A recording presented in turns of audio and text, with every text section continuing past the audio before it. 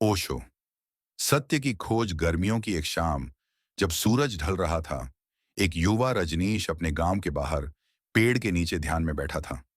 वह बचपन से ही जिज्ञासु था, हर चीज पर प्रश्न करता और किसी भी परंपरा को आंख बंद करके स्वीकार नहीं करता। उसके भीतर सत्य को जानने की एक गहरी आग थी। एक दिन उसने अपने गुरु से पूछा, सत्य क्या है? गुरु मुस्कुराए और बोले, तुम स्वयं खोजो। जो सत्य मैं बताऊंगा वह मेरा होगा, तुम्हारा नहीं।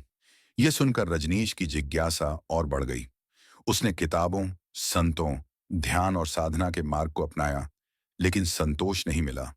एक दिन वह जंगल में चला गया और एकांत में बैठकर ध्यान करने लगा। दिनों तक उसने स्वयं को प्रकृति के साथ जोड़ा, विचारों को बहने दिया और मन को शांत किया। फिर एक दिन जब वह ध्यान में था, अचानक एक गहरी शांति ने उसे घेर लिया।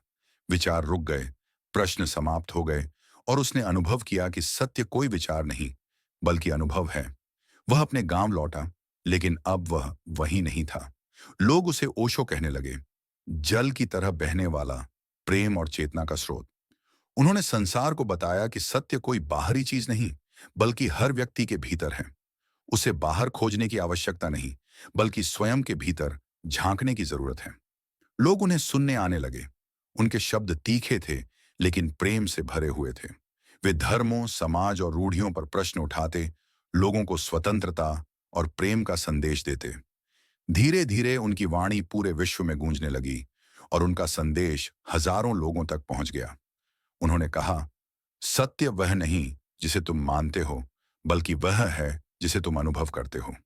प्रेम, ध्यान और जागरूकता ही तुम्हें सत्य तक ले जा सकते हैं।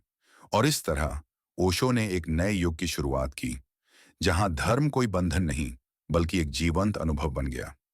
शिक्षा यह कहानी हमें सिखाती है कि सत्य को बाहरी रूप से खोजने की बजाय हमें उसे अपने भीतर अनुभव करना चाहिए। ध्यान, प्रेम और स्वतंत्रता ही आत्मज्ञान के मार्ग